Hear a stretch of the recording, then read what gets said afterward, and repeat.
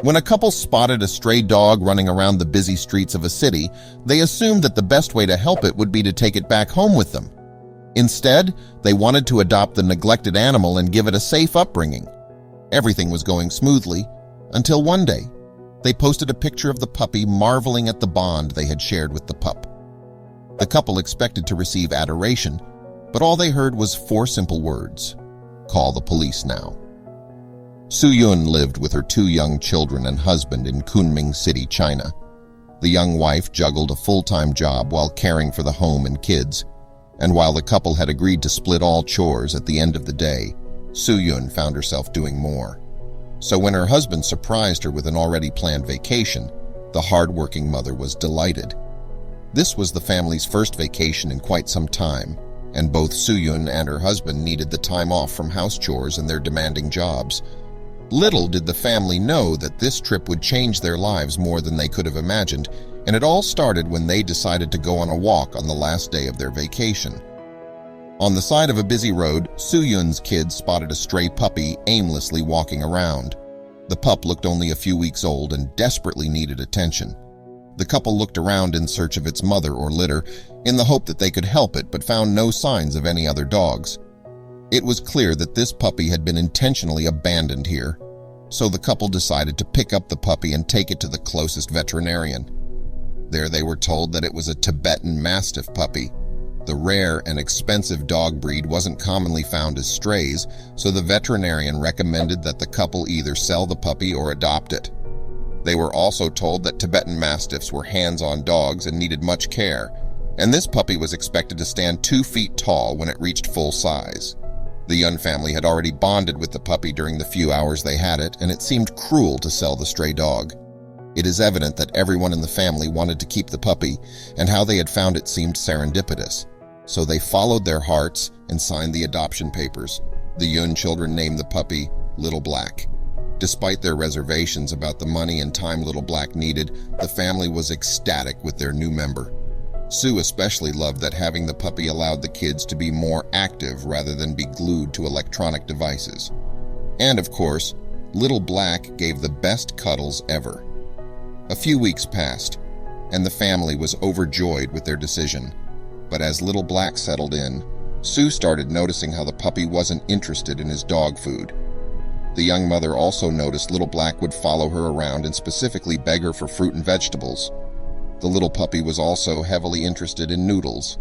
She discussed these habits with her husband, who didn't think much of it, and advised her to just feed him whatever he wants. So that is what Sue did. And with a steady dose of vegetables and fruits included in his diet, Little Black began to grow rapidly. The once fussy pooch was now turning into a strong, playful, and energetic member of their family. The large dog already cost a fortune, and just grooming him took hours. And Little Black was now 3 feet tall and weighed a staggering 250 pounds, much larger than the family had anticipated. Sue worried about was the puppy's penchant for playing roughly. With his growing size, the mother noticed that her kids often complained of grisly scratch marks they had received when playing with the dog.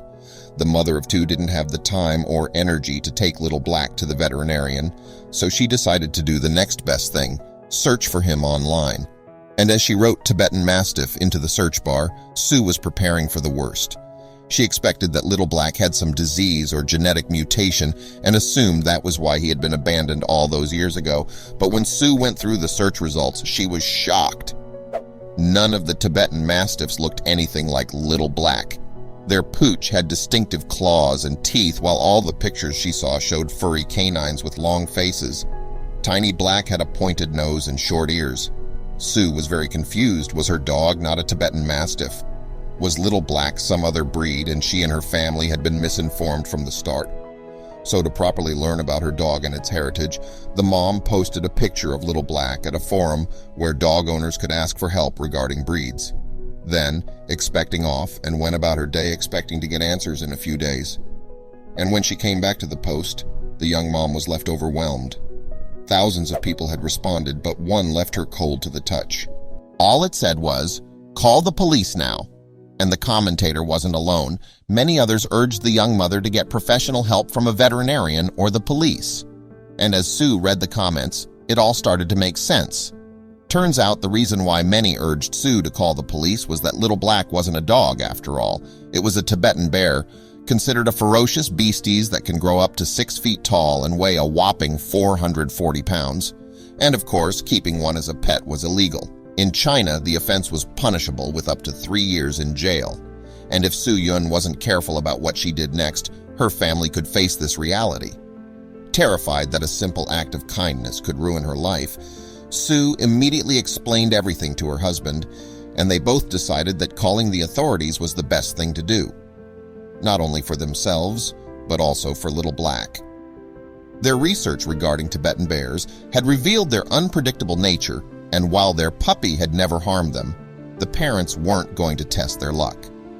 As the police arrived with an animal rescue team, the Yun family was highly anxious. Sue and her husband were questioned intensely regarding the events that led them to finding the bear cub Little Black. During the interrogation, Sue was confident that the family was doomed, and while she worried for her own future, the mother was also nervous about what would happen to Little Black. After all, they loved him with all their hearts. Thankfully, the authorities believed the family's story and assured them they would not be prosecuted. Instead, a wildlife specialist was called to examine Little Black and was impressed with how well the family had taken care of the cub. Another aspect that protected them from prosecution was their apparent attachment to the bear cub. The children and even Sue sobbed as Little Black was confiscated and taken away. But the authorities reassured them that it was for the best. While it was a traumatic ordeal for the family in the end, it was best for the bear cub. Little Black was moved into a local wildlife center where it could socialize with its own species and live a safe and comfortable life. While Su Yun and her family had made the mistake of not doing proper research before taking in Little Black, it all turned out well in the end. The best part is that the family visits the bear cub regularly and their bond remains unbroken,